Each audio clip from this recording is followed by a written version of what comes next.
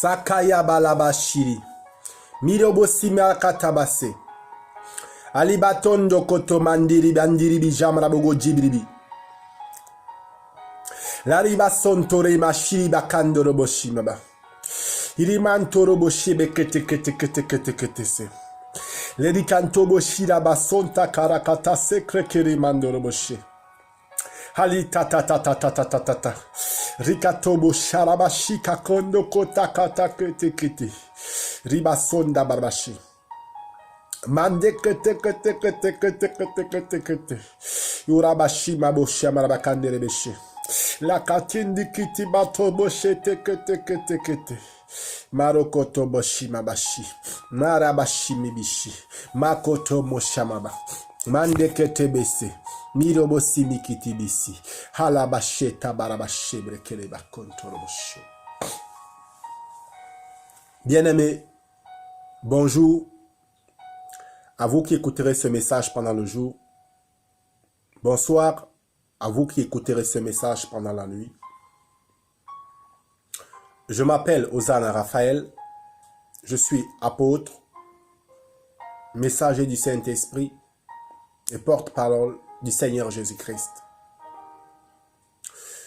J'aimerais tout d'abord dire à mes frères et sœurs, surtout à mes mères, aux femmes qui vont écouter ce message, qui vont suivre cet enseignement, qui vont mettre cet enseignement en pratique, qui vont bien prendre soin de cet enseignement, qui vont bénéficier des grâces de Dieu qui sont dans cet enseignement. Je demande aux femmes, en tant qu'apôtres et en tant que serviteurs de Dieu, de mettre les foulards.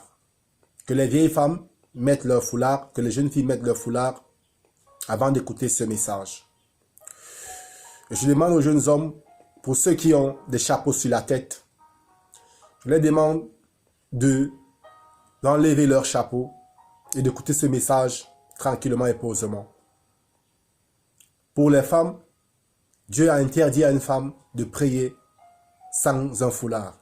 Dieu a interdit à la femme de venir devant la parole de Dieu sans un foulard. Donc pour les femmes intelligentes, pour vous qui aimez le Seigneur Jésus-Christ d'un amour sincère, pour vous qui voulez montrer à Dieu votre bonne volonté, je vous engage dans le nom de Jésus de montrer à Dieu votre bonne volonté, mes chers, mes sœurs, mes mères.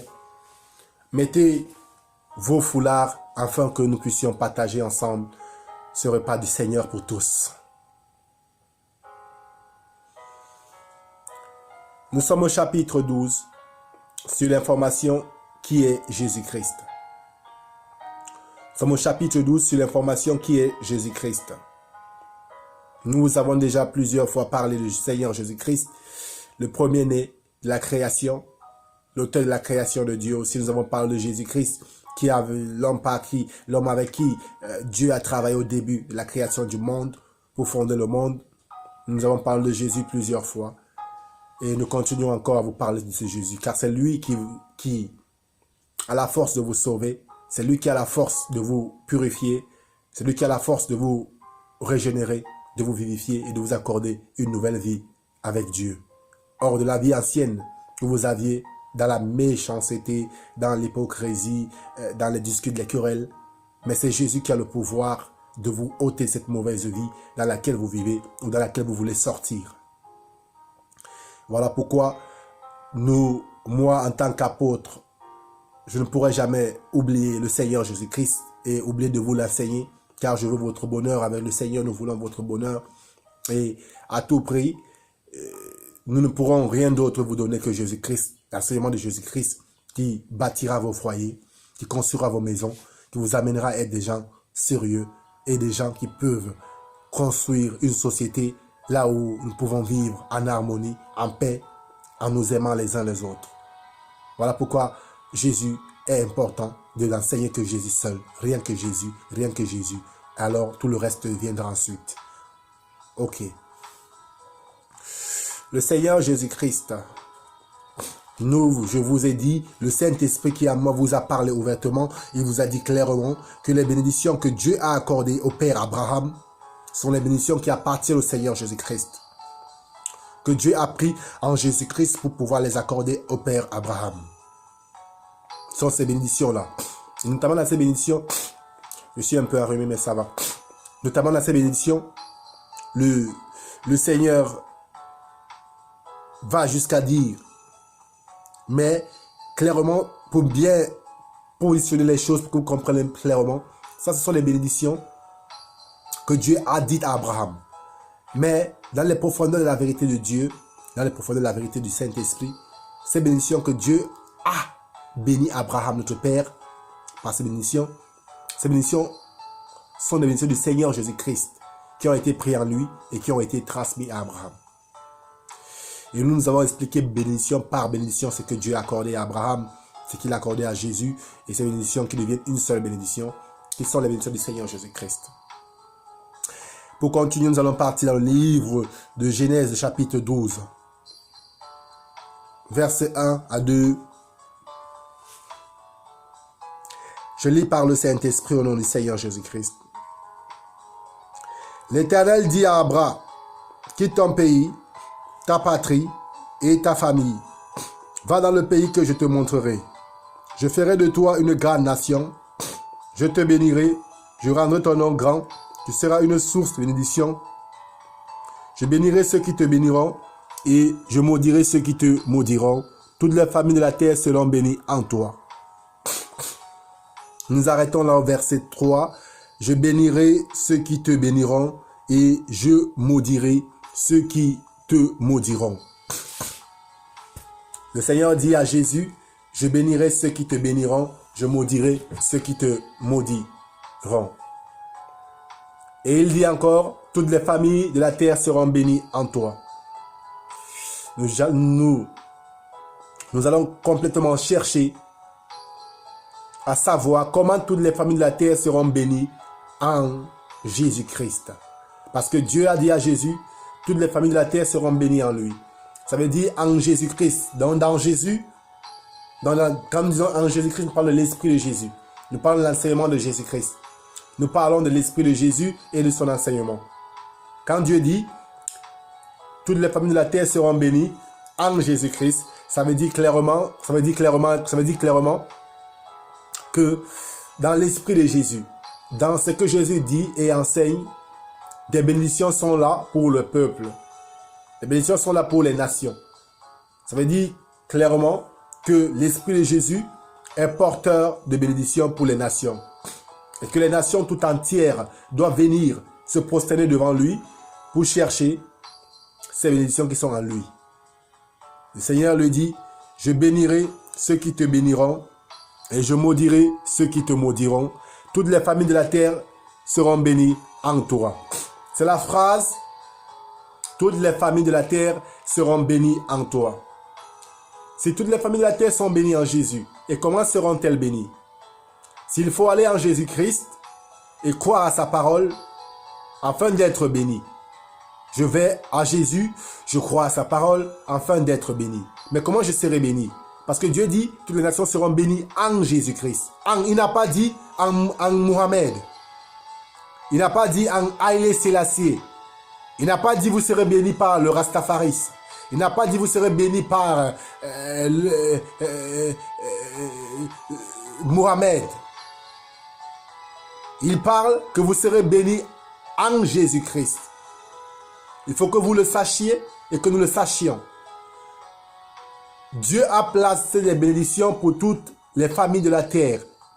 Il les a remis à quelqu'un. Et cet homme s'appelle Jésus-Christ. Et il est esprit et vie. Et cet homme-là qui s'appelle Jésus-Christ a déposé son enseignement, sa connaissance, pour pouvoir avoir accès à lui et avoir accès à ses bénédictions. Et cet homme-là a été choisi par Dieu. Son nom est Jésus-Christ. Dieu a choisi Jésus, en qui il a déployé toute sa puissance, comme je salue l'apôtre Paul en passant, qui a témoigné cela, que Dieu a déployé sa puissance en Christ. Ça veut dire, Dieu a pris les bénédictions, les richesses, ce dont nous avons besoin pour la vie, ce que nous avons, la bonne santé, la tranquillité, la dignité, la sainteté, l'honnêteté et la bonne conduite, le bon sens, la bonne morale, la maîtrise de soi. Dieu a pris toutes ces bonnes choses, le règne éternel, l'immortalité, Dieu a pris toutes ces bonnes choses et il les a remis aux mains de Jésus.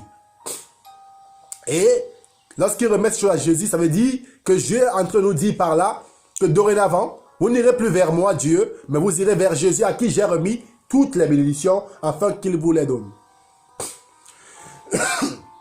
Et le Seigneur Jésus, lui, il a reçu les bénédictions de Dieu pour nous les donner. Vous voyez, dans un gouvernement, je vais vous dire toujours, dans un gouvernement, n'importe quel gouvernement, quand le chef d'État a prévu une coalition d'œuvres bonnes ou d'activités, quand le chef d'État a préparé une coalition d'œuvres bonnes ou d'activités, à ce moment, le chef d'État appelle son premier ministre qui est son bras droit et va lui confier le projet. Et quand le chef d'État va confier le projet au premier ministre, ce dernier, le premier ministre et tout le gouvernement vont se tourner vers le premier ministre, même la population se tourne vers le premier ministre. Quand Dieu accorde au premier ministre, quand le chef d'État prend une décision d'accorder des richesses à sa population, il appelle son premier ministre et ensuite il cause avec lui, il lui montre des stratégies et les bienfaits qu'il veut faire et comment ça doit se faire. Et ensuite le premier ministre va sortir et rencontrer le gouvernement. Ça veut dire les ministres, les sénateurs, les députés, les magistrats, tout le monde pour exposer cet arrêt de justice. Pour exposer cet arrêt de justice qui témoigne que le chef d'État a manifesté une grâce vis-à-vis de la population de son pays, mais une grâce qui passera par le premier ministre qui est le chef du gouvernement et le premier ministre qui va travailler ensemble avec le gouvernement, ça veut dire les ministres et les membres du gouvernement pour pouvoir servir la population de ceux dont le chef d'État leur a accordé. Vous voyez, si un membre de la population veut prendre part à cette initiative ou avoir part de ses droits sur ce que le chef d'État veut donner à la population, il devra passer par l'administration. Pour atteindre d'abord, premièrement, le premier ministre qui pourra maintenant lui accorder ses droits que le chef d'État a libérés pour lui. Il en va de même. Dieu s'est engagé et a fait un projet éternel. Dans ce projet éternel, il a tout préparé. Jésus sur la croix, je salue d'abord le Seigneur Jésus-Christ encore une fois de plus. Jésus sur la croix a clairement dit « Tout est accompli ». Quand le Seigneur dit « Tout est accompli », accompli c'est un mot. Et quand on dit « Tout est accompli », ça veut dire « C'est parfait ». Rien ne peut échouer, tout a été bien fait pour réussir. Et tout a été bien fait pour aller au succès. Donc, totalement, Dieu va former un projet éternel qui est écrit dans la Bible, un projet d'une vie éternelle pour les êtres humains. Et ce dont il faut pour ce projet, pour chaque projet, il faut l'énergie, il faut la finance pour le projet, il faut les hommes pour le projet, il faut la discipline pour le projet, il faut un protocole pour ce projet, il faut des règles pour ce projet, il faut des interdits pour ce projet pour qu'il réussisse. Vous voyez, et il faut de la puissance pour ce projet. Il faut le financement. Et imaginez-vous, Dieu qui forme un projet éternel, un projet pour une vie éternelle pour toute la terre. Et qui met la finance. Si nous allons décortiquer la finance, Dieu qui met les idées, la connaissance, l'intelligence pour ce projet. Dieu qui met sa puissance pour ce projet. Dieu qui met son argent, son or pour ce projet. Dieu qui met ses bœufs, ses bêtes gras pour ce projet. Dieu qui met l'air, l'atmosphère pour ce projet. Dieu qui met le soleil, la lune, les étoiles pour ce projet. Dieu qui place les arbres pour ce projet. Dieu qui place les rivières pour ce projet. Donc Dieu a complètement globalisé ce qu'il faut pour le projet d'une vie éternelle. Mais une vie éternelle qui va commencer par ce monde-ci, passant par ce monde-ci. Donc une vie éternelle préparée par Dieu qui passera par ce monde-ci. Et ce monde-ci, dans ce monde-ci, là où cette vie passera, ce projet sera accompagné de tout ce dont il faut pour faire donner le succès en ce siècle-ci. du projet de Dieu qu'il est en train d'accomplir en ce siècle et dans le siècle à venir. Vous voyez, c'est un projet éternel, d'une vie éternelle, mais qui va prendre place au début de la création avec Adam et Ève. Ok? Et ensuite, une manifestation du Fils de l'homme Jésus, l'Esprit qui porte l'immortalité, pour apporter maintenant ce projet éternel. Parce que le projet éternel de Dieu sur le monde n'avait pas été fait au niveau d'Adam. Adam n'avait jamais su que Dieu avait l'éternité. Adam ne connaissait pas que Dieu peut le faire vivre éternellement.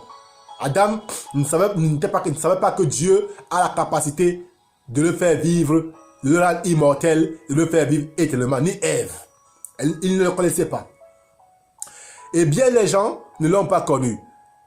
C'est plus tard en Abraham, notre père, le père Abraham. C'est en lui que Dieu va venir révéler cela plus tard. Quand il vient, il dit à Abraham, l'Éternel dit à Abraham, quitte ton pays, ta patrie, ta famille, et va dans le pays que je te montrerai. Je ferai de toi une grande nation. Je te bénirai. Je rendrai ton nom grand. Tu seras une source de bénédiction. Et pour terminer, il rajoute, je bénirai ceux qui te béniront et je maudirai ceux qui te maudiront et toutes les familles de la terre seront bénies en toi. Quand Dieu vient pour dire, toutes les familles de la terre seront bénies en toi. Je bénirai ceux qui te béniront, qui ta patrie, je rendrai ton nom grand. C'est là où Dieu vient pour révéler un projet éternel. Le projet éternel de Dieu n'avait pas été connu par Adam et Ève, ni par les générations passées. Voilà pourquoi les hommes, à la place de chercher la vie éternelle, ils étaient en train de construire une tour Babel, la tour de Babel, pour monter au ciel. Parce qu'ils n'avaient pas dans la tête des idées, ni un projet, et Dieu ne les avait pas parlé, ou eux n'avaient pas cherché Dieu pour qu'il leur explique qu'il y a un projet éternel que Dieu a créé, qui est en cours. Donc, ils ne connaissaient pas ce projet. Puisque le monde ne connaissait pas ce projet, alors les hommes d'avant ont commencé à faire quoi? Ils ont commencé à construire une tour qu'on appelle la tour de Babel. Puisqu'ils ne savent pas qu'il y a un projet que Dieu a créé, où ils doivent travailler pour vivre, pour recevoir l'immortalité, par une pureté, une sainteté, pour vivre dans la lumière et pouvoir être les enfants de la lumière et vivre éternellement dans l'oreille éternelle. Comme les anciens du passé, notamment la génération de la tour de Babel, cette génération n'a pas su que Dieu avait ce genre de projet. Voilà pourquoi ils ont entamé de construire la tour de Babel. Mais Abraham, lui, après la génération de la tour de Babel, vient la génération du père Abraham. Quand la génération du père Abraham va atterrir, Dieu va se révéler à la génération du père Abraham, à Abraham notre père. Et il va le dire clairement, il lui dit, quitte ton pays, ta patrie, ta famille, va dans le pays que je te montrerai, je ferai de toi une grande nation. Là, Dieu commence à faire Abraham réfléchir. Parce qu'avant, Dieu n'a pas parlé de l'immortalité, il n'a pas parlé d'un projet éternel. Mais là, il vient chez un homme qui s'appelle Abraham, qui est son ami, et il va le dire, je ferai de toi une grande nation. Et nous savons que Dieu ne peut pas dire, je ferai de toi une grande nation, ça veut dire, un jeune homme qui aura beaucoup d'enfants après mourir, c'est fini. Ça, c'est pas Dieu là-bas. Ça, c'est pas faire d'un homme une grande nation. Ça ne c'est pas fidèle, ça. C'est pas loyal. Et c'est pas vrai. Mais pour être vrai, comme notre Dieu est vrai, loyal et fidèle, il va lui dire, je ferai de toi une grande nation. Il ne parle pas de la nation de chair, mais il parle d'une nation qui croira en lui Dieu par Abraham et qui recevra l'esprit de son fils Jésus-Christ et qui deviendra une nation qui régnera éternellement avec son fils Jésus à ses côtés et qui travaillera avec l'homme, le fils de l'homme. C'est là où Dieu vient révéler un projet d'éternité dans l'immortalité. Mais par pureté. Par pureté qu'il va révéler cela. C'est pour cela que Dieu va apporter ce projet de dire à Abraham qu'il fera de lui une grande nation. Ça veut dire, il lui donnera des fils qui croiront en lui Dieu et qui recevront l'esprit de son fils Jésus-Christ et qui vivront immortellement avec son fils éternellement. C'est ce que Dieu va dire au père Abraham. Donc vous voyez, le projet d'immortalité n'est même pas connu. Aujourd'hui, actuellement, les gens vivent dans le monde entier. Ils ne savent pas qu'il c'est possible de marcher avec Jésus-Christ, de s'écarter du mal, d'éviter le vol, la fornication, les irritations, les querelles, d'éviter les sectes, la magie, toutes ces choses méchantes que le diable fait dans le monde. Si vous les évitez et que vous servez Christ, Jésus, ça veut dire vous retournez vers les paroles du Seigneur Jésus-Christ pour vous laisser instruire. Ça veut dire les mémoriser dans votre cerveau. Ensuite, pour marcher, pour les accomplir. Et si vous demeurez dans ça, si vous vivez dans ça, et vous continuez à vivre dans ça, alors vous recevrez l'esprit du Fils de l'homme, Jésus-Christ. Et ensuite, cet esprit-là, qui est le Saint-Esprit, vous amènera à l'immortalité. Ça veut dire, même si vous mourrez dans ce monde actuel, vous avez droit à la résurrection à venir parce que vous avez un esprit immortel dans votre esprit. Un esprit immortel ne peut pas rester dans la terre, il sortira pour régner éternellement. Voilà pourquoi Dieu dit, toutes les familles de la terre seront bénies en Jésus-Christ. Parce qu'en Jésus-Christ se trouve l'Esprit de Dieu, l'Esprit du Tout-Puissant Dieu. Et cet Esprit-là est l'Esprit du Seigneur Jésus-Christ qui s'appelle le Saint-Esprit. C'est par lui qu'on a la grâce de pouvoir marcher honnêtement dans ce monde. Sinon, mon frère, c'est le vol à tout prix, c'est la ruse. Si vous n'avez pas le Saint-Esprit en vous, et si vous n'êtes pas bien assis avec le Saint-Esprit, vous ne pourrez plaire à Dieu. Vous ne pourrez être agréable à Dieu. Vous faites trop d'erreurs. Et toujours, vous ne voyez pas comment vos erreurs vous empêchent d'être beaucoup plus intelligent que vous ne l'êtes aujourd'hui. Mais avec le Saint-Esprit, vous allez vous découvrir. Vous allez acquérir beaucoup d'intelligence et vous allez être régénéré de plus en plus. Je veux vous dire une chose. Si vous voulez être béni en Jésus-Christ, il va falloir accepter les mesures et règles que Dieu a prévues et a mises en place. Parce que là, clairement, c'est clair. Vous devrez croire en Jésus. Vous devrez croire en Jésus-Christ. Vous devez croire en Jésus-Christ. Et c'est une chose intérieure. Parce que croire en Jésus, c'est de l'intérieur. C'est une chose intérieure. Vous voyez, vous croyez en Jésus à l'intérieur de votre cœur, à l'intérieur de votre cerveau. Comment vous croyez en Jésus dans votre cœur, à l'intérieur de votre cœur? En mettant à l'intérieur de votre cœur, vous mettez les paroles de Jésus à l'intérieur de votre cœur. Vous les acceptez là-bas à l'intérieur et vous les aimez à l'intérieur. Vous les suivez à l'intérieur attentivement. Vous suivez ces paroles de Jésus attentivement dans votre cœur. Vous croyez qu'ils s'accomplissent. Vous croyez que si vous les mettez en pratique, ce que Jésus a dit aura lieu. Vous savez que votre âme sera vivifiée. Vous savez à tout prix que le Seigneur, c'est un moyen pour Dieu de vous éprouver. Parce que quand vous allez à l'intérieur de votre cœur, vous faites vos choix. Que votre choix soit le choix du Seigneur Jésus-Christ. Que vous prenez et vous mettez dans votre cœur. Vous acceptez ce choix d'être disciple de Jésus-Christ, de craindre sa parole, de mettre en pratique ses règles, de marcher dans l'amour, d'écarter votre pied du mal. Et alors, vous recevrez le Saint-Esprit, l'Esprit éternel, l'Esprit de Dieu, l'immortel Saint-Esprit, qui est là si vous voulez marcher purement, saintement, et si du moins vous voulez que votre lumière brille. Si vous voulez que votre lumière brille et que votre lumière de votre cœur brille, que le Saint-Esprit fasse briller la lumière de votre cœur, alors vous devez venir croire en Jésus. Dieu souligne et il dit, toutes les nations de la terre seront bénies en Jésus-Christ. Notamment, vous voyez,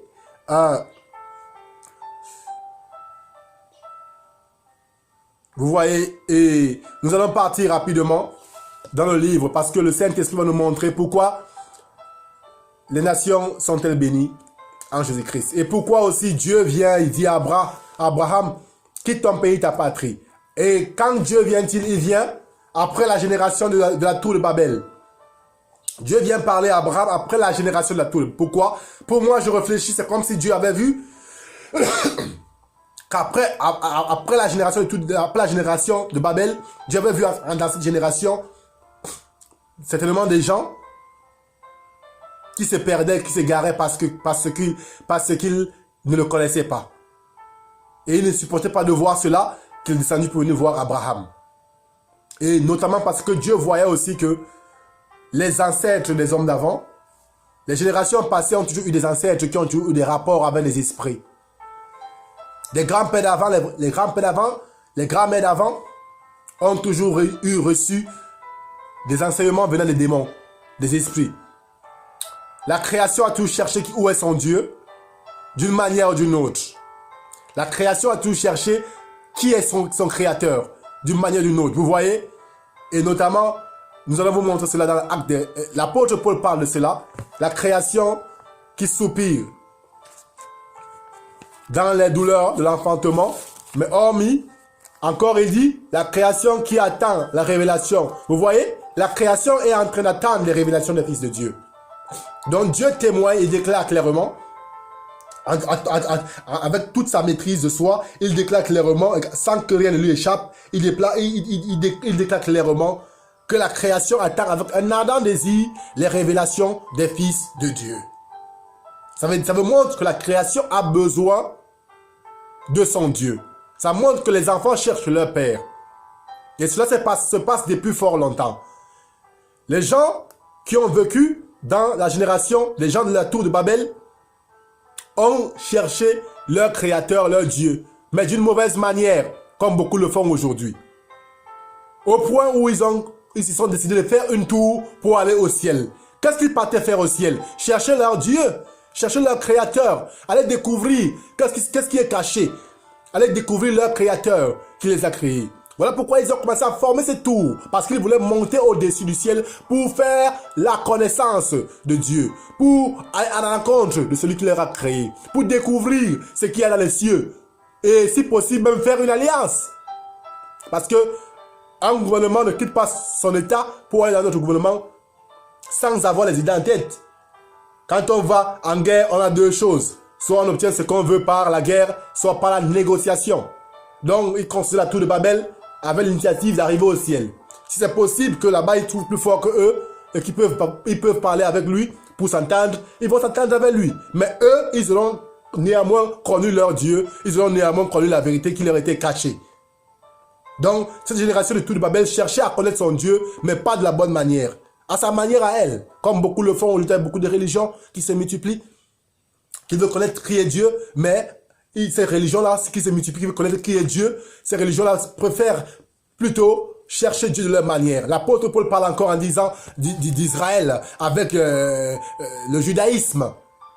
Le judaïsme cherche Dieu, il veut connaître Dieu, mais pas avec la manière de Dieu.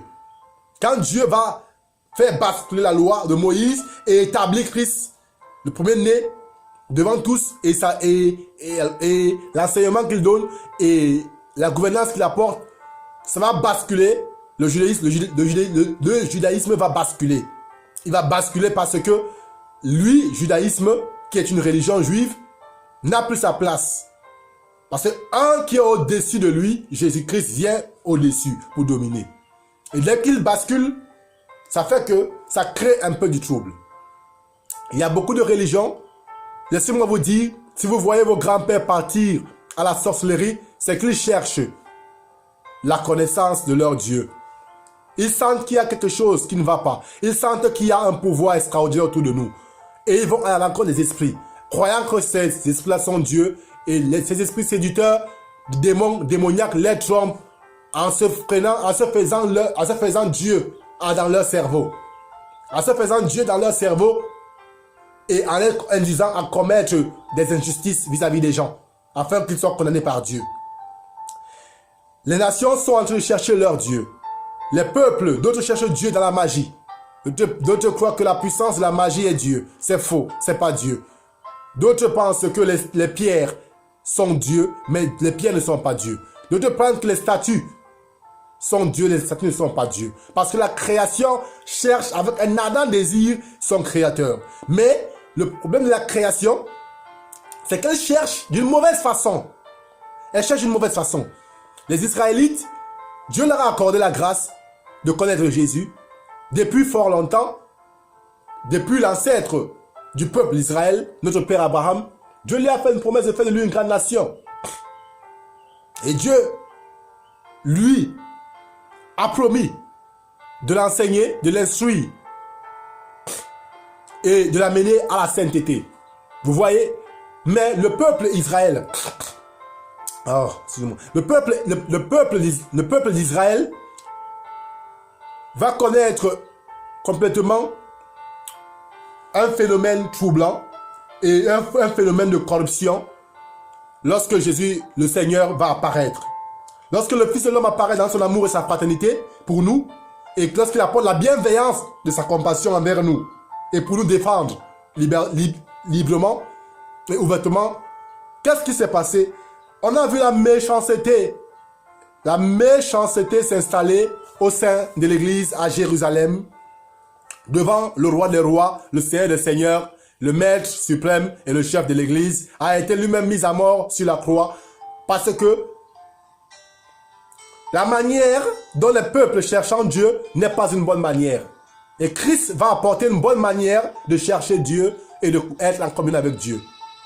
Mais les peuples qui sont habitués à chercher Dieu d'une manière bizarre, vaine et sale, ne voudront pas écouter Jésus.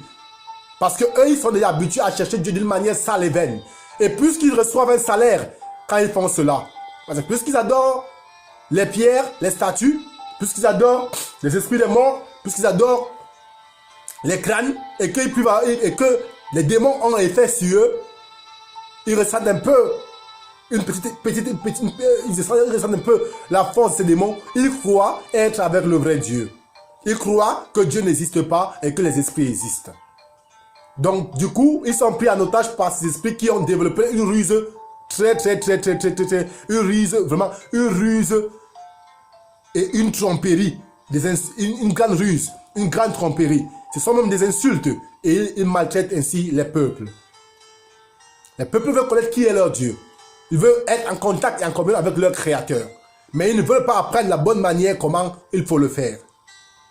D'autres ont trouvé leur grand-père qui cherche Dieu ou les ancêtres d'une manière satanique, en coupant des veaux, en versant du sang des enfants, en sacrifiant même les enfants pour pouvoir avoir accès à leur Dieu, en buvant même du sang humain pour avoir accès à leur Dieu. Mais c'est la folie. C'est pas la bonne manière de chercher Dieu, ni d'être en communion avec Dieu. C'est Jésus qui apporte la bonne manière de chercher Dieu. Et d'être en communion avec Dieu, sans boire du sang, sans sacrifier un innocent. Vous voyez, c'est pour ça que Dieu a dit, toutes les familles de la terre seront bénies en Jésus. Parce que là, Jésus, sa manière de faire à lui a été préférée que celle des nations. Les peuples viennent dans la créativité de Dieu, dans leur création. Ils ne connaissent pas leur Dieu. Et subitement, ils tombent sur le poids des esprits séducteurs qui veulent se faire passer pour Dieu. Ces esprits-là les enseignent à tuer les enfants, à égorger les enfants, à verser leur sang pour leur donner de l'argent, des vêtements, des idées et pour les aider à construire la société dans une stratégie satanique. Vous voyez, nos pères, nos ancêtres d'avant se sont fait tromper. Voilà pourquoi il y a du maraboutisme, il y a de la magie. Parce que ce n'est pas aujourd'hui que ça a commencé. Ce sont les grands-pères d'avant qui ont ressenti qu'ils sont dans un monde où il y a un créateur. Mais ils ne connaissent pas, ils ne savent même pas comment le contacter. Alors ils se sont mis à chercher à contacter les esprits. C'est là où ils ont contacté les fantômes. C'est là où ils ont commencé à contacter les esprits des eaux. C'est là où ils ont commencé à avoir accès aux esprits des sirènes, des mamies water et tout. C'est là où les grands-pères ont commencé à avoir accès à ça. Parce qu'ils ne savaient pas comment chercher Dieu. Ils voulaient la puissance, le pouvoir. Mais la puissance, le pouvoir appartient à Dieu. Et comme ils ne savent pas comment avoir ça et avoir accès à Dieu, ils sont allés, ils marchaient, d'autres marchaient la nuit et ils étaient effrayés par les esprits et ils se prosternaient là pour prier, disant que c'est Dieu là-bas. D'autres voyaient des fantômes et ils disaient, oh, c'est Dieu là-bas. D'autres voyaient des sirènes et ils disaient, c'est Dieu là-bas. C'est comme ça qu'au fil des générations, nous sommes tombés dans une adoration maléfique. Là où les gens adorent les fantômes, les esprits des eaux, les crânes, tout ça est célébré. Parce que les hommes recherchent le pouvoir, la puissance qui appartient à Christ, et à la puissance, le pouvoir que Dieu a mis où? En Jésus-Christ. Parce que Dieu dit, toutes les nations seront bénies en toi. En qui? En Jésus-Christ. Vous voyez que les peuples recherchent à connaître leur Dieu, mais pas d'une bonne manière. L'apôtre Paul l'a parlé. Israël a recherché à connaître Dieu, mais sans intelligence. Les païens, chacun a sa spiritualité, où ils croient que c'est son Dieu. Mais beaucoup sont des fausses spiritualités parce que il n'y a pas l'amour à l'intérieur, il n'y a pas la pureté. Ça veut dire être pur, ne rien faire de mal, ne rien faire de saint, Il n'y a pas la crainte de Dieu. Il n'y a pas la puissance du Saint-Esprit à l'intérieur. Donc, il y a trop de croyances vaines. Pourquoi ces croyances vaines? Parce que les hommes ont toujours cherché à adorer le Créateur sans toutefois à chercher le Créateur lui-même. Et alors, ils sont tombés sur le poids des esprits séducteurs, sur le diable et sa ruse, qui veut se faire prendre pour Dieu. Le diable qui veut jouer le rôle de Dieu sur terre. Alors, il a rassemblé les nations, les peuples qui ne cherchent, qui ne savent pas chercher Dieu et qui ne savent pas que Dieu est vivant. Et qui adorent des esprits séducteurs, des esprits, comment je vais dire, de prostitution, des esprits d'ignorance aussi, des esprits dépourvus de toutes sortes de liberté. Ces esprits sont dépourvus de liberté, ils n'ont pas de liberté. Ils ne laissent pas leurs partisans être libres. Vous voyez? Mais Dieu va dire, toutes les familles de la terre seront bénies en Jésus-Christ. Parce qu'en Jésus-Christ se trouve une bonne manière comment adorer Dieu, comment célébrer Dieu. Mon frère, nous en Jésus-Christ, nous ne buvons pas du sang des hommes. Ok? Si vous buvez le sang des hommes, nous prions Dieu et nous supplions le Seigneur jusqu'à vous aider à sortir de ça. Ça, ce n'est pas adorer Dieu.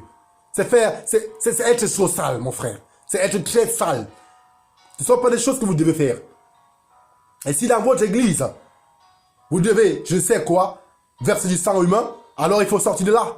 Si dans votre église, il faut plier genou devant une statue qui n'est qu'un morceau de bois, mon frère, là c'est la folie. En pleine mesure. Il faut arrêter ça, il faut sortir de là. Tu veux connaître le véritable Dieu? Tu veux être en paix avec le Dieu vivant? Tu veux voir ton Créateur? Tu veux sentir ton Créateur? Alors il est en toi, il est avec toi. Si tu crois en Jésus-Christ, tu le trouveras en Jésus-Christ. Tu crois que, parce que Dieu a déclaré que toutes les familles de la terre seront bénies en Jésus. Tu veux avoir une vie spirituelle? Mon frère, arrête d'adorer le soleil. Arrête d'adorer les rastas. Arrête d'adorer les statues. Arrête d'adorer les pierres. Arrête d'adorer toutes ces choses-là que tu adores là. Ces images, ces conneries, ces crânes-là. Débarrasse-toi de ces crânes. Oui, de ces squelettes. Débarrasse-toi de ces piqûres. De ces miroirs de sorcellerie. Débarrasse-toi de ces miroirs de sorcellerie, mon frère. Je t'en supplie. Au nom de Jésus, sors de là. Car ce n'est pas une bonne manière d'adorer Dieu. Ça va te salir, te détruire, te ruiner toi-même. Oui. Parce que les peuples veulent savoir qui est leur Dieu, mais ils ne sont pas allés vers le véritable Dieu. Alors le véritable Dieu va leur envoyer son Fils, Jésus-Christ, et proclamer ouvertement parmi les nations et dans toutes les chaînes de télévision du monde entier, les radios, en disant que toutes les nations de la terre seront bénies en Jésus-Christ. Le Saint-Esprit est en train de marcher sur toute la terre. Il marche toute la terre. Il marche sur toute la terre. Et plus il marche sur toute la terre, plus le Saint-Esprit marche sur toute la terre. Et comme il marche, il parcourt les radios pour leur informer aux nations que toutes les familles de la terre seront bénies en Jésus-Christ. Le Saint-Esprit continue à marcher, il parcourt les chaînes de télévision et il proclame en disant toutes les familles de la terre seront bénies en Jésus-Christ. C'est simple. C'est en Jésus-Christ que vous êtes bénis. Qu'on ne vous trompe pas, ne vous laissez pas tromper. Vous avez besoin de Jésus-Christ seul. Avec lui, vous ne boirez pas du sang humain.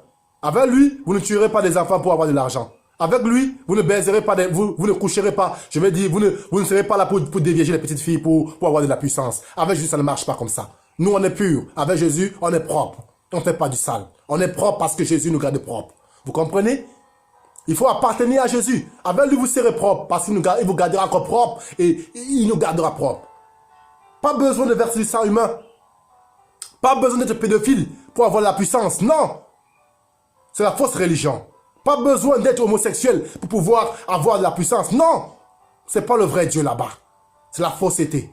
Pas besoin de mentir pour avoir de l'argent. Non. C'est pas le vrai Dieu. Pas besoin de tromper un homme ou de me ruser pour avoir votre argent. Je refuse. Ce n'est pas la liberté là-bas. Un homme libre, il ne vit pas de vos poches.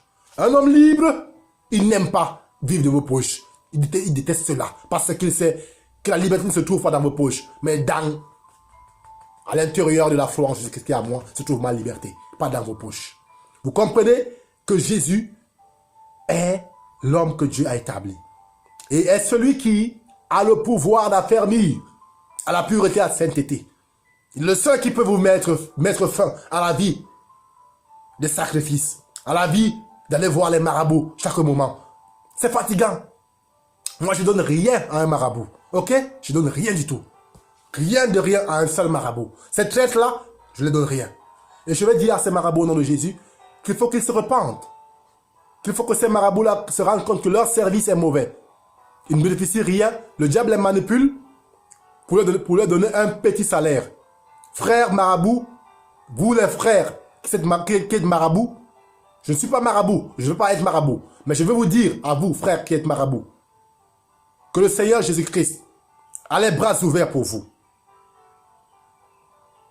La communication et l'appel au dialogue et à la réconciliation vis-à-vis du tout-puissant Dieu qui appelle tous les marabouts à se présenter devant lui et à se repentir sur leur activité satanique qu'ils ont fait par le passé.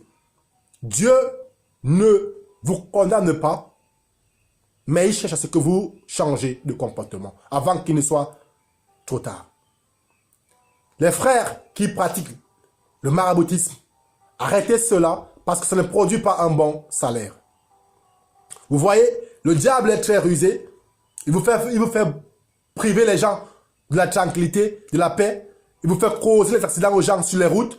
Il vous fait tuer, empoisonner les gens. Il vous fait envoyer des maladies, attaquer les gens dans la nuit pour les tuer. Mais vous, les marabouts là, vous n'avez rien du tout.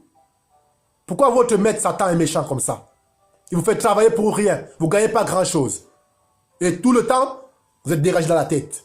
Le sang que vous versez parle dans vos cerveaux. Le sang que vous versez vous empêche d'être libre. Alors que Dieu vous aime et veut que vous sortez de là. Voilà pourquoi le Saint-Esprit parle aux marabouts et aux sorciers. Que le Seigneur vous appelle à vous repentir. Le Saint d'Israël vous invoque à vous, dans votre vocation, à sortir de là. Car Dieu vous accordera un meilleur salaire. Un meilleur salaire en Jésus-Christ. Un meilleur salaire, je dis. Je répète, un meilleur salaire. Un meilleur salaire. Une bienveillance que Dieu déversera sur votre compte si vous vous repentez, vous les marabouts, les sorciers. Si vous refusez de servir Satan, le Ténèbre vous dit qu'il déversera des bénédictions dans votre compte, qu'il changera votre vie et qu'il vous accordera la liberté. Je vous dis, frères et sœurs, si vous avez des marabouts autour de vous, dites-leur, Jésus leur a dit, revenez à moi et je reviendrai à vous. Si vous avez quelqu'un qui pratique la sorcellerie autour de vous, ne l'insultez pas, ne le provoquez pas. Priez pour lui pour qu'il change, mais dites-lui, le Seigneur a dit, j'ai les bras ouverts encore pour toi, malgré le sang que tu as versé.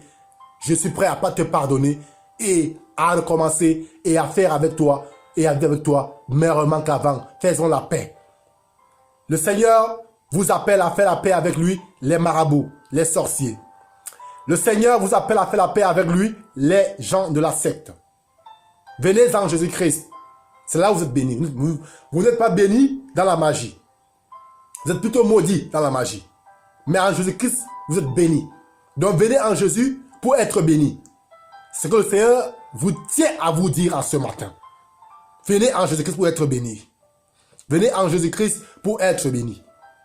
Toutes les familles de la terre seront bénies en Jésus-Christ, témoigne le Saint d'Israël. Rakata, reketeme yabon chabra kalabashi mibisi, ebroboshko tamarabashi, brisko toboroboshi bisi. Vous savez, vous avez besoin de consolation. Nous avons besoin de consolation. Toutes ces souffrances que nous traversons, vous voyez, les choix que nous prenons dans notre cerveau pour avoir de l'argent, parfois sont des mauvais choix, parfois des bons choix. Mais réfléchissez-y. Les mauvais choix que nous prenons pour avoir de l'argent. Combien de fois nous souffrons sur ces mauvais choix? Une fois que nous avons fait un mauvais choix pour avoir de l'argent, nous faisons des alliances. Ou bien nous faisons, je ne sais pas, prenons des idées, nous mettons dans notre cerveau pour les mettre en pratique. Vous voyez, le pain du vol peut-être rassasie le ventre, mais pas l'intelligence, par le cerveau. Le pain du vol rassasie le ventre et rend inquiet le cerveau et les organes, et rend tout malade. Nous avons besoin de consolation. Nous sommes des membres les uns des autres. Et le Seigneur est là pour nous consoler. Il est là pour nous consoler. Et voilà pourquoi, dans cette consolation, le Seigneur n'arrête pas de nous dire, changez d'attitude. Changez d'attitude. Changez d'attitude. Changez d'attitude.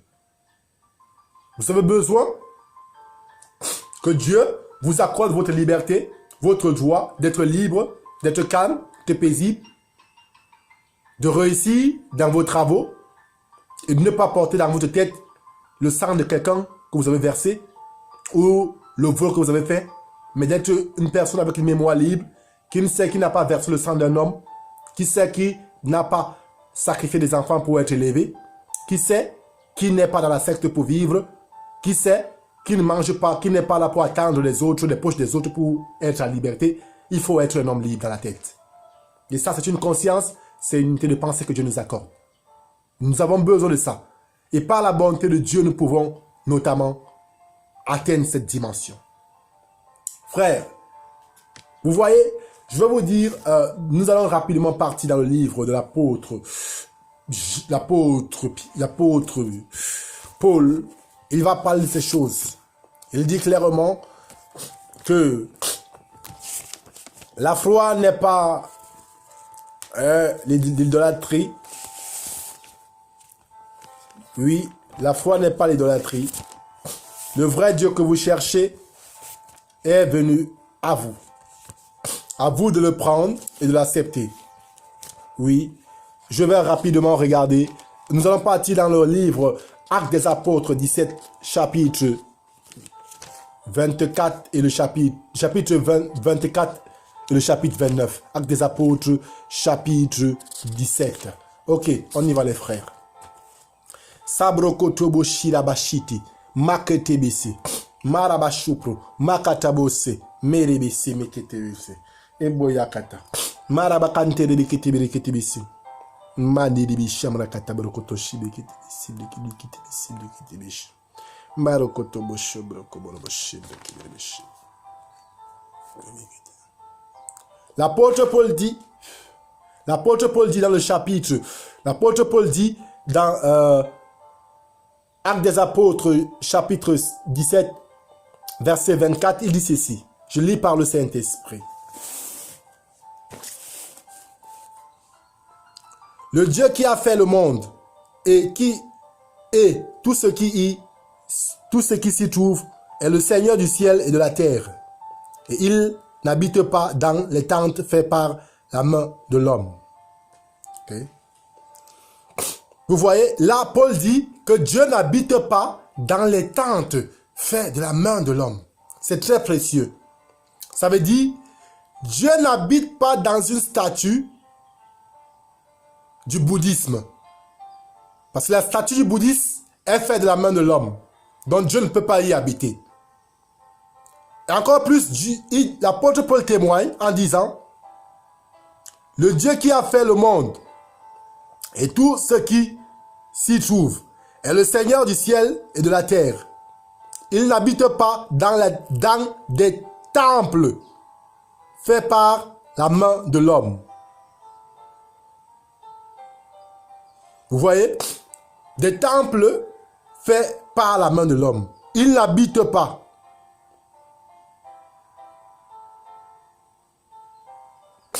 Dans les temples faits... Quels sont les temples faits par la main de l'homme? Quels sont les temples faits par la main de l'homme? Les temples. Dieu n'habite pas dans la statue de la Vierge Marie. C'est un temple fait par la main de l'homme.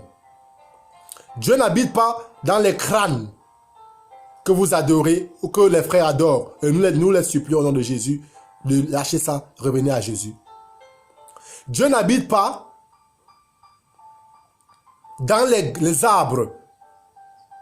Dieu n'habite pas dans les statues. Dieu n'habite pas, je continue à le dire, dans la statue de la Vierge Marie qui est dans l'église catholique. Dieu n'habite pas dans ça. Pour ceux qui vont plier genoux devant cette statue, c'est un péché. Dieu a dit que Jésus a dit, nous devons l'adorer en esprit et en vérité. pas aller plier genoux devant une statue dans laquelle Dieu n'y est pas. À vous d'être intelligent et de comprendre ce que le Seigneur veut vous dire. C'est un appel pour vous. Vous voyez l'apôtre Paul va dire ça. Il parle, il est en train de parler aux Athéniens. Le Saint-Esprit amène l'apôtre Paul à entrer dans une ville là où il y a beaucoup de statues. Là où les gens adorent les crânes. Là où les gens adorent les statues. Là où les gens ont les statues du bouddhisme. Là où les gens adorent les arbres. Ils prennent les arbres pour leur Dieu. Là où les gens prennent les pierres. Les pierres, une pierre, ils disent, oh la pierre c'est mon Dieu. C'est lui, c'est elle qui m'a fait. L'apôtre Paul entre dans cette ville là où il y a plein d'idolâtrie. Et il veut faire comprendre à ces gens-là que la foi n'est pas l'idolâtrie. Il veut les faire comprendre que la foi n'est pas l'idolâtrie. Voilà pourquoi il va jusqu'à leur dire, le Dieu qui a fait le monde et tout ce qui s'y trouve est le Seigneur du ciel et de la terre. Il n'habite pas dans des temples faits par la main de l'homme. Ça veut dire, nous ne pouvons pas créer, nous ne pouvons pas prendre de la boue et faire une image et dire c'est Dieu. Il n'habite pas dans la main de l'homme. Ce qui est fait. Nous ne pouvons pas prendre nous ne pouvons pas faire comme les bouddhistes font. Prendre une statue de terre, faite avec le ciment et les doigts de l'homme et avec du marteau, et après dire, venez plier genoux, dire mon Dieu. Ça, c'est de la folie. Parce que Dieu n'habite pas dans un temple fait par la main de l'homme. Et cela nous révèle quelque chose. Dieu qui n'habite pas dans un temple fait par la main de l'homme veut dire quoi? Veut dire que Dieu n'habite que dans l'esprit. Dieu n'habite pas dans la peau, mais dans l'esprit. Dieu réside où? Dans l'esprit. Parce que là, il dit, Dieu n'habite pas dans un temple fait par la main de l'homme. Un temple fait par la main de l'homme, Dieu n'y habite pas. Alors Dieu habite où? Un temple fait par la main de Dieu. Quel temple? Notre esprit. L'esprit de Jésus-Christ. C'est dans l'esprit de Jésus-Christ, notre Seigneur, que Dieu habite. C'est un temple qui a été fait non par la main de l'homme, mais par la main de Dieu. Qui a été fait par la main de Dieu et non par la main de l'homme. Donc Dieu n'habite pas dans ce qui est fait de la main de l'homme. Abandonnez-moi les statues du bouddhisme à la poubelle. Abandonnez-moi les conneries de vos ancêtres, les crânes à la poubelle et mettez-moi du feu sur ça. Abandonnez-moi, je vous dis, au nom de Jésus-Christ, le Seigneur vous exalte. Abandonnez-moi, il dit, vos adorations sur les arbres. Vous appelez souvent ça les arbres sacrés. Abandonnez-nous ça, coupez-moi ces arbres, que le Seigneur mette le feu sur ces arbres. Parce que ça vous égare. Ça tue la société, ça détruit les quartiers, les villages, même les villes des nations sont perverties à cause de ça. Vous voyez? Dieu n'habite pas dans un temple fait par la main de l'homme. Il n'habite pas dans un temple fait par la main de l'homme. Un temple fait par la main de l'homme peut aussi être une maison. Voilà pourquoi Dieu a dit à Salomon, quand Salomon a construit l'église, une belle église pour Dieu, il a mis des pierres ornées, il a mis de l'or, il a mis du bronze, il a tout fait pour que Dieu, ça plaise à Dieu. Mais Dieu lui a dit quoi? Si sa parole n'est pas mise en pratique dans ce temple, il va détruire cette église. Il a fait quoi? Le temple de Jérusalem fut détruit par Dieu. Ce que Dieu avait dit, il l'a accompli. Parce que Dieu n'habite pas dans un temple fait de la main de l'homme. Nous croyons que quand nous bâtissons une église, comme Salomon l'a fait, après avoir bâti une église pour Dieu, nous croyons que nous allons gagner le cœur de Dieu. Nous croyons qu'il sera si content comme s'il était un homme comme nous. Car en nous construisant une maison, il pourra se sentir mieux. Nous croyons qu'en construisant un temple de nos propres mains, une église, une grande église, nous croyons que cela plaît tellement à Dieu que nous pouvons faire n'importe quel genre de bêtises et Dieu ne pourra plus rien nous faire. C'est faux. Parce que Dieu n'habite pas dans un temple fait de la main de l'homme. Même si Dieu est dans vos églises, ce n'est pas dans l'église que Dieu est, c'est dans vos cœurs que Dieu est. L'église ne sert pas grand chose à Dieu. L'église fait de bois, ou l'église fait de ciment, ou les églises qui sont grands ne servent pas grand chose à Dieu si vos cœurs ne sont pas en Jésus-Christ, s'ils ne sont pas dans la mise en pratique de ses commandements. Si vos cœurs ne respectent pas ses commandements, alors Dieu détruira vos églises qui sont si grands parce qu'ils ne servent à rien. Vous comprenez? Parce que Dieu n'habite pas dans ce qui est fait par la main de l'homme. Demain, je vais construire une grande église à Dieu. Ok? Ou bien Jésus construira une grande église par moi. Mais il me dit, mon fils, je n'habite pas dans un temple fait par la main de l'homme. Ça veut dire quoi? Il veut me rendre intelligent pour me dire, je suis en toi. Comme je suis en toi, écoute-moi et fais comme je te dis de faire. Alors tu réussiras. C'est là où Dieu habite qu'il travaille. Dieu habite dans nous. C'est en nous qu'il travaille. Dieu travaille en nous et nous travaillons dans l'église. C'est pas l'église qui travaille, c'est nous. Dieu habite en nous. Le Saint-Esprit est en nous. Il travaille en nous. Ensuite, nous travaillons dans l'église, de construire l'église, de mettre, disposer les chaises, disposer les chaises, de mettre les micros, le piano, tout ça, nous disposons toutes les choses. Quand Dieu a déjà travaillé en nous, là, dans notre esprit, là où il habite. Dieu ne peut pas parler à une grande église vide et elle avance. Non. Dieu parle à un temple vivant. Une grande église vide n'est pas un temple vivant, comme l'esprit de l'homme est un temple vivant. Parce que l'église, une grande église, ne peut pas bouger pour accomplir les commandements du Seigneur. Mais un temple, un homme qui a l'esprit de Jésus peut bouger, mouvementer pour faire les œuvres du Seigneur. Voilà pourquoi Dieu n'habite pas dans un temple fait par la main de l'homme, il habite dans un temple fait par son esprit. Notre esprit, là où il réside. Dieu n'habite pas dans un temple. Donc ne mettez pas votre fierté à avoir une grande église ou d'avoir des grandes églises et être très fier. Il détruit les églises là si vous n'avez pas la foi en lui. C'est bien clair. Parce qu'il n'habite pas dans un temple fait par la main de l'homme. Donc cela n'est qu'une chose qui vous sert seulement à manifester ce qui est à l'intérieur de vous. L'apôtre Paul parle de ça clairement. Vous voyez? Donc les familles de la terre ont toujours cherché à faire un temple, à faire une statue ou à construire un hôtel où ils viendront prier et dire que c'est Dieu. Mais Dieu vient déclarer par son serviteur l'apôtre Paul en disant que lui n'habite pas dans un temple fait par la main de l'homme. Comme Dieu n'habite pas dans un temple fait par la main de l'homme, vous comprenez que les statues sont interdites par Dieu. Ok?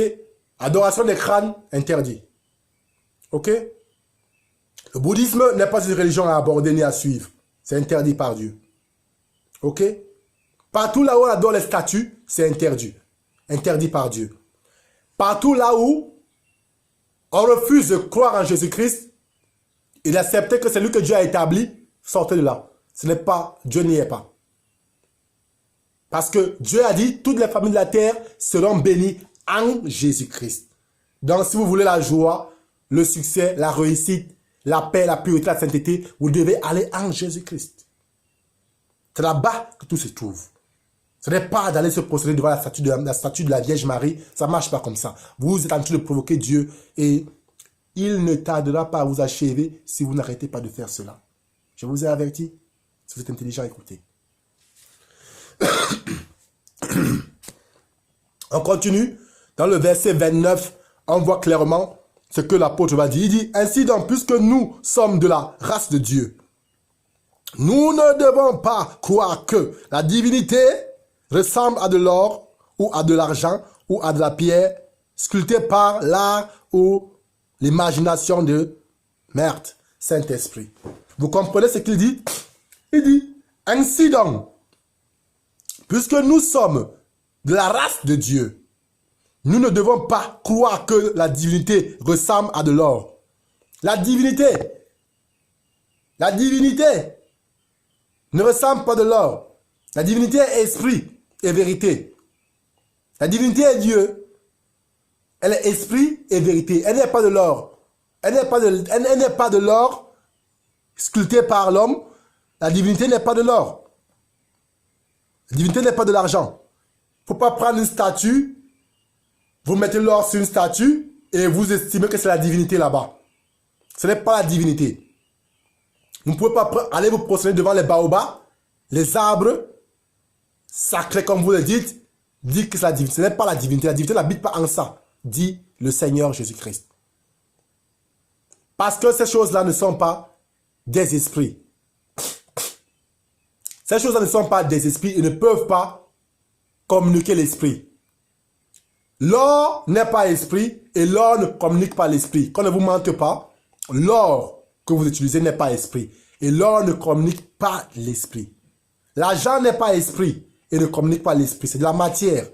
L'argent, c'est la matière. L'or, c'est la matière. L'argent n'est pas l'esprit et ne peut communiquer l'esprit. Donc, vous avez besoin, parce qu'un être humain qui va se prosterner devant une statue a besoin de l'esprit. Vous comprenez? Mais non pas de la matière. Si un homme qui a des problèmes vient vous dire qu'il a des problèmes, peut-être les problèmes sur son corps, peut-être qu'un homme qui a le ventre, il est malade, il a mal d'estomac, comme ça, et il vous dit qu'il a mal d'estomac. Et que ce mal d'estomac, vous seul pouvez l'imposer les mains pour qu'il soit guéri. Et si vous ne l'imposez pas les mains pour qu'il soit guéri, vous partez de l'or. Est-ce que l'or va lui guérir? Non. Parce que l'or n'est qu'une matière, mais l'être humain que nous sommes a vie de l'esprit. Il ne vit pas de la matière. Nous ne vivons pas de l'or, de l'argent. Nous vivons de l'esprit. Nous vivons des bonnes idées que Dieu nous donne. Nous vivons de l'amour que Dieu nous donne. Nous vivons des connaissances que Dieu nous donne. Ce sont des choses-là qui font vivre, qui nous font vivre et qui font à ce que l'argent aussi puisse vivre. Si nous n'avons pas des idées, l'argent ne sert à rien. Si nous n'avons pas des idées, l'or ne sert à rien. Vous pouvez le voir, si vous partez dans les villages au fond de l'Afrique, vous allez trouver qu'il y a des races qu'on appelle les pygmées. Ils ne connaissent pas la valeur, ils ne connaissent pas encore la valeur de l'or et de l'argent. Ça ne leur sert à rien. Mais vous allez trouver que les paroles qu'ils se disent entre eux leur servent beaucoup plus que l'or et l'argent. Parce que l'esprit, la communication les uns aux autres est plus utile que l'or et l'argent.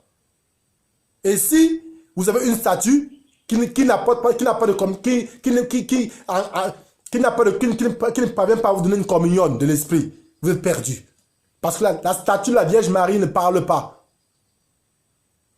Elle ne communique rien à personne. Elle est morte. C'est une statue. Elle ne peut rien faire du tout. Voilà pourquoi Dieu n'habite pas dans les statues. Parce que Dieu, lui, il est un Dieu vivant. Lui, il communique. Il parle avec l'homme. Il cause avec l'homme. Il enseigne l'homme. Il travaille avec son fils qui est l'homme. Mais la statue qui est faite en argent ne peut pas parler. Elle ne peut pas communiquer la vie. La statue qui est faite en bois ne peut pas parler. Elle ne peut pas communiquer les bons conseils. Ni vous aider à bien gérer votre femme dans votre foyer, ni vos business. Ça ne peut pas vous aider. C'est mort. C'est nul. Oui, c'est nul. Très nul. Et vraiment très abominable et désagréable à voir. C'est dégoûtant. C'est tromper les gens de cette manière-là, ça fait mal au cœur. Quand tu as le droit de passer ton temps à causer avec ton Dieu pour acquérir la connaissance, pour avancer, évoluer et être heureux, on t'envoie vers une statue qui ne parle pas, qui ne peut pas te conseiller, qui ne peut rien te dire pour que tu n'avances pas et tu es bloqué. Voilà pourquoi on a une société de gens qui ne peuvent pas créer. Des gens qui n'ont pas la capacité de créer parce que leur intelligence est bloquée. L'intelligence de l'homme, le cerveau de l'homme a besoin de la communication avec son créateur afin de pouvoir avancer. Mais si la communication avec le créateur est coupée et qu'il est bloqué sur un mur, qui est une statue qui ne parle pas, qui n'entend pas, qui ne voit rien, qui ne libère pas l'air, qui ne libère pas l'air, la fraîche air, qui n'apporte pas la lumière, la statue là, voilà pourquoi on ne doit pas adorer les statues. Parce que les statues ne communiquent pas la vie. L'homme a besoin de la vie. Les enfants ont besoin des conseils de leurs parents.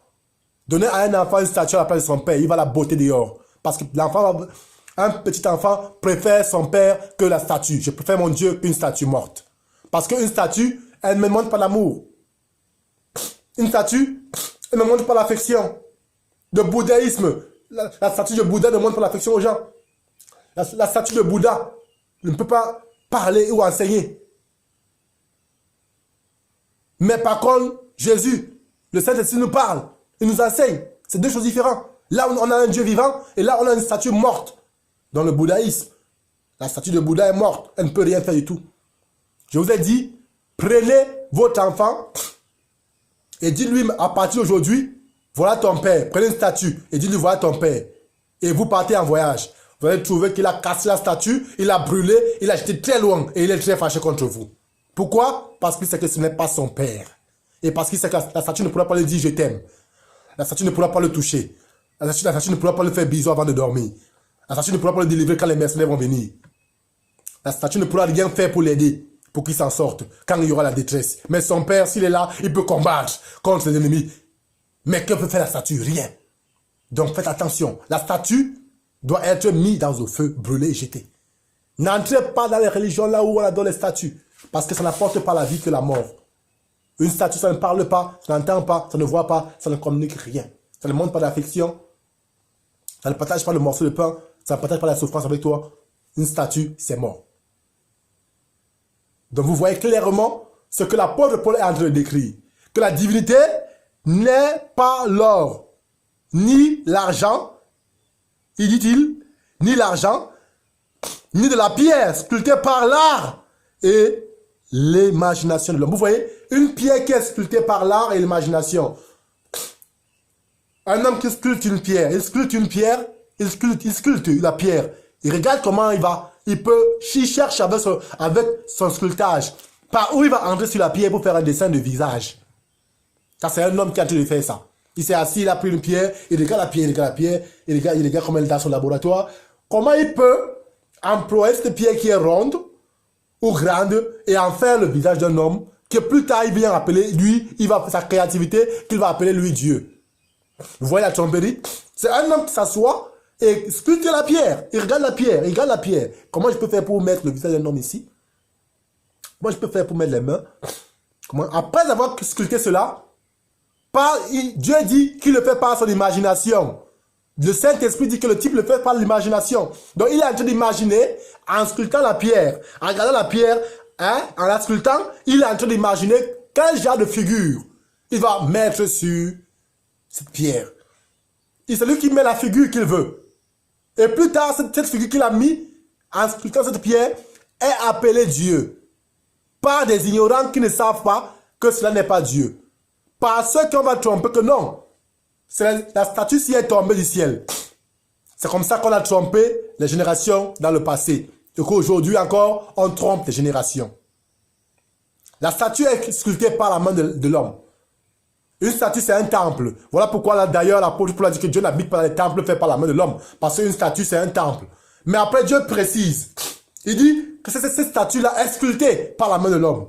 Il continue son développement en disant que cette statue qui est sculptée par la main de l'homme, Dieu continue à dire que c'est par l'imagination que cet homme parvient à former cette statue. Il la sculpte en travers son imagination. Il forme un dessin qu'il veut. La figure de l'homme qu'il veut. Il embellit la statue comme il veut. Il met de l'or comme il veut. Ça, c'est son imagination de l'artiste, de l'artisan. C'est le travail des artisans. Ça, c'est l'imagination de l'artisan et le travail de l'artisan. Mais ce que l'artisan va faire là, à partir d'une pierre ou de l'or, former un figure ou un visage, ça, ce n'est que une figure, un visage fait par la matière, fait à partir d'une matière, de la poussière, fait à partir de la poussière. Et si vous allez vous procéder devant ça, ça veut dire que vous vous procédez devant la poussière. Vous croyez que Dieu soit poussière vraiment?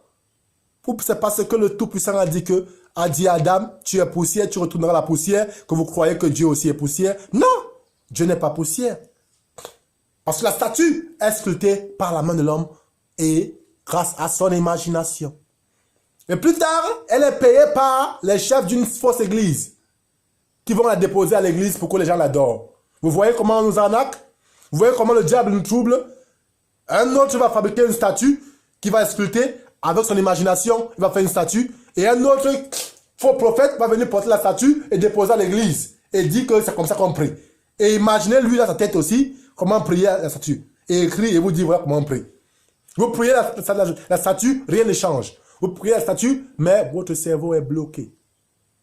Vous priez la statue, mais toujours vous êtes en conflit les uns les autres, vous vous bagarrez seulement entre vous. Vous ne vous entendez pas.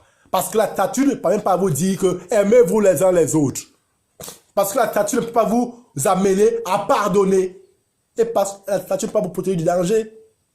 Donc, clairement, Dieu montre que la divinité n'est pas faite par la main de l'homme. Que c'est en Jésus-Christ que nous sommes bénis. Donc, allez-y en Jésus-Christ. Allez dans le Seigneur pour être bénis dans le Seigneur. Allez-y et soyez bénis par le Seigneur. En mettant en pratique ses paroles et en croyant en sa vérité. Aimez le Seigneur Jésus. N'allez pas vers les statues. Un homme qui s'assoit et sculpte une statue. Oh mon Dieu. Il fait une image fondue. Oh Dieu. Et un faux prophète qui porte la statue. Oh Saint-Esprit. J'ai mal. Et il la dépose à l'église. Quelle église? Les ignorants, les villageois, les indigènes qui ne connaissent pas Dieu, qui ne connaissent rien. On les manque. On leur dit quoi? Voilà votre Dieu. Quoi? Une statue de pierre. Vous voyez? Ça fait mal au cœur. Ça blesse, ça déchire. Or, à la mesure normale, c'est révoltant. Ça révolte l'homme. Parce que vous voyez ce que le frère prend. Vous pouvez vérifier même dans le livre Paul, quand Paul est parti en Éphèse, les Athéniens, ce qu'ils ont fait à Paul, quand elle a été athémie, une statue tombe du ciel, vous pouvez vérifier ça. Vous voyez comment les hommes sont méchants?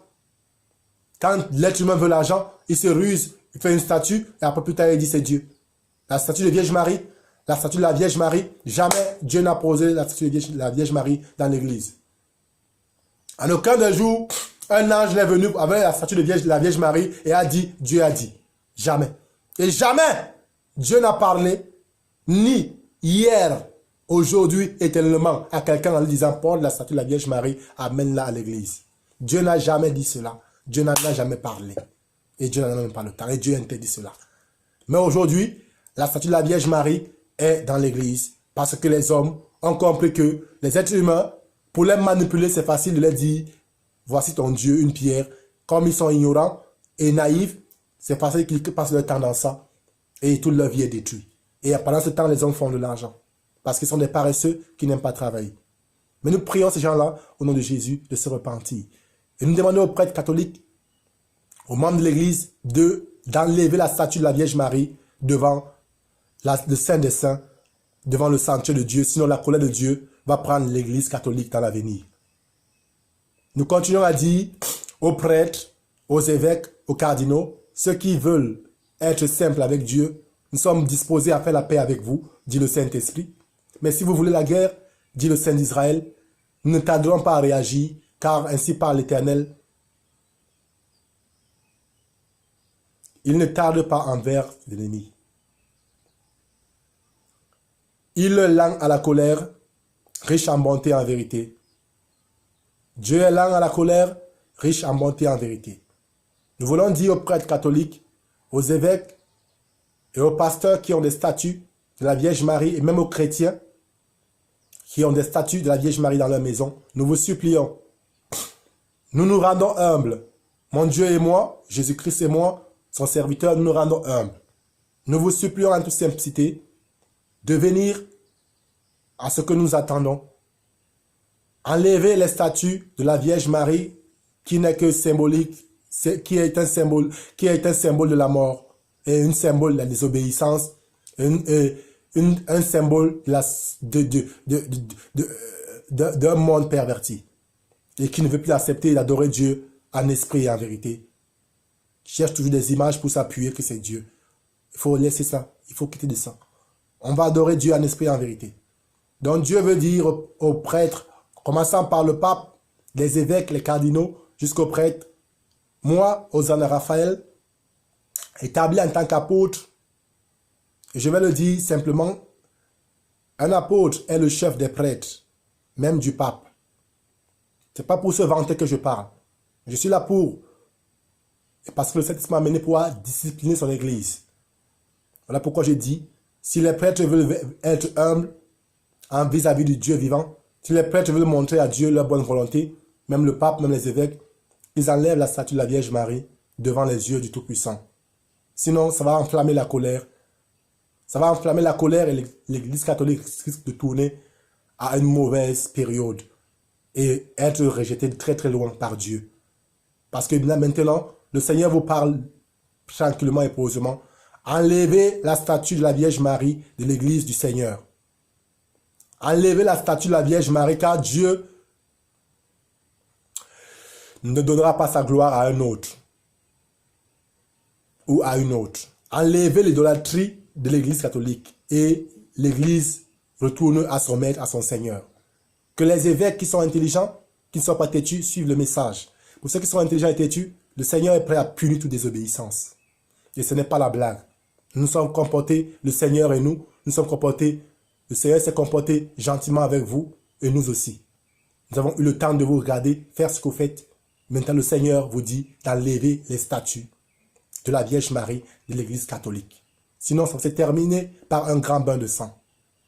Le Tout-Puissant se vengera de vous si vous perdez, si vous égarez son peuple, si vous tuez ses brebis, si vous noyez ces nations en les trompant, en les faisant adorer une statue qui n'est que morte et qui n'est pas utile et qui n'est pas esprit ni vie. Sachez que Dieu se lèvera contre vous. Ce n'est pas une blague. Et nous vous supplions de ôter la statue de la Vierge Marie dans vos maisons, les chrétiens, avant que la colère de Dieu n'éclate sur vous. Le Seigneur est encore là, lent à la colère, riche en bonté et en vérité, vous avertissant. Vous avertissant. Il ne fait que vous avertir. Il est lent à la colère, riche en bonté et en vérité, il vous dit d'enlever les statues de la Vierge Marie dans vos maisons et dans vos églises, si vous voulez la paix entre vous et Jésus, le Fils de Dieu. J'espère que le Seigneur vous a parlé simplement par mon intermédiaire. Parce que les malheurs qui vont suivre, pour ceux qui vont être têtus, seront très sévères. L'Éternel veut son église propre. Le Seigneur Jésus-Christ veut son église propre. Et il demande qu'on nettoie tout ce qui est sale. Et nous a ordonné, nous les apôtres, de parler aux prêtres, aux évêques, même au pape, de leur dire d'enlever cela avant qu'ils ne se déchaînent sur eux. Ainsi parle donc le Seigneur Jésus-Christ. Je pense que le Seigneur a prophétisé aussi par là. Je veux vous dire merci, bien-aimés frères et sœurs, pour votre présence, pour votre attention et pour être venu une fois de plus à cette édition, là où le Seigneur vous a encore une fois de plus montré que Jésus-Christ est l'homme choisi par Dieu et celui à qui vous devez adresser vos prières. Il est le Fils de l'homme en qui Dieu a mis la parole, la promesse et a dit « Toutes les nations de la terre seront bénies en lui ». Vous faites partie des nations de la terre. Vous êtes une famille, une créature de Dieu. Vous êtes né d'un père, d'une mère. Et le Seigneur vous a béni. Vous êtes vivant encore. Mais le Seigneur veut que vous sachiez que vos bénédictions se trouvent en Jésus-Christ. Il ne s'agit pas d'aller vers les sorciers, les marabouts. Il s'agit de revenir vers le Seigneur Jésus-Christ. Parce que tout ce dont vous avez besoin, tout ce que vous criez à Dieu nuit et jour, Seigneur, donne-moi ceci, Seigneur, donne-moi ceci. Le Seigneur vous dit que cela se trouve en Jésus-Christ. Et la clé pour avoir cela, le Seigneur vous dit encore une fois de plus, qu'il faut nous aimer les uns les autres. Frère, le Seigneur a dit, et continue à le dire, défendez la cause de la veuve. Mes frères, tout ce que nous vous enseignons et tout ce que nous pratiquons, même si nous faisons des miracles, des miracles, et même si nous prophétisons, tout ceci n'aboutit qu'à vous amener, à vous initier à Jésus-Christ. Et l'initiation à Jésus consiste à vous initier à marcher dans l'amour, à vivre dans l'amour, à servir les autres, à travailler pour servir les autres, à travailler pour servir les autres, à travailler pour servir les autres. Je dis à travailler pour servir les autres, à travailler pour servir les autres, à travailler pour servir les autres, à travailler pour servir les autres, à travailler pour servir les autres, à travailler pour servir les autres, à travailler pour servir les autres. Donc cela consiste. Tout ce que nous faisons, nous prions, nous jeûnons, nous crions à Dieu ardemment, nous chantons, mais tout ce que nous faisons, le but est de marcher dans l'amour, de montrer l'amour à nos frères, à nos voisins, d'aider ceux qui souffrent, de s'entraider. Voilà pourquoi je vous exalte et je vous encourage au nom du Seigneur Jésus-Christ, comme j'encourage moi-même, à marcher dans l'amour. Défendez les orphelins, marchez avec un peu d'argent dans vos poches, préparez des provisions pour les malheureux qui souffrent, aidez les veuves, donnez votre cœur à faire cela si vous voulez le bonheur et si vous voulez que Dieu vous protège de vos ennemis. C'est la clé pour toutes les maladies qui vous dérangent. Si vous voulez être aussi guéri de toute maladie, alors je vous dis, défendez l'orphelin et aidez l'orphelin au nom du Seigneur Jésus-Christ. Merci. Que le Seigneur vous bénisse. Nous sommes ensemble grâce au Seigneur. Je remercie